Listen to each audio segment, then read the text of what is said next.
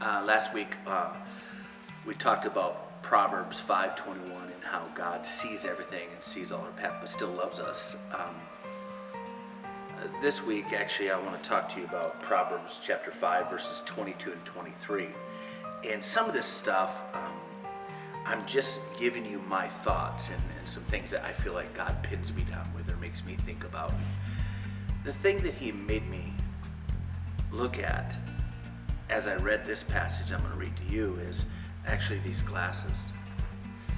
That my eyesight's getting worse, and it's like I'm having a harder time seeing and reading. It's funny because people look at my Bible and say, "Oh wow, that's a large print." I'm thinking, it is? It seems small to me. And I guess it's just obviously a sign of getting old. But I think vision is a sign of being human too, poor vision. And what I've noticed about my life, and I've noticed about other people's lives, especially as they're trying to learn to walk with God, is we tend to blame other people. We see failure and we see struggle, and we always our inclination is to defend ourselves and blame somebody else. And I think that's a vision problem. We want to point to other people about our own problems. And all healing, I think, comes when we own ourselves and own our own struggles, saying, no, this isn't somebody else, this is me.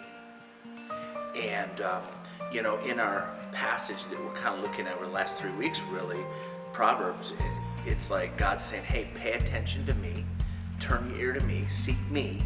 And then He says, I see everything in you. And then He kind of ends out with, don't pass the buck.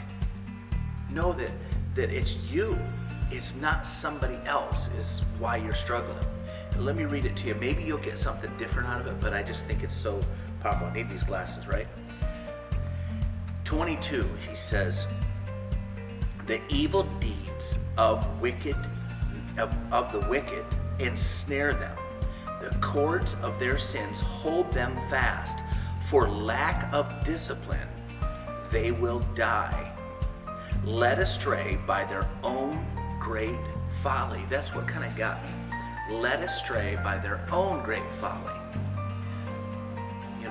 You get busted and your parents say something, hey, why did you do that? And you say, well, so-and-so was they told me to, or so-and-so did it, so I did it. And my dad always used to say, well, if they ran and jumped off a cliff, would you do it too?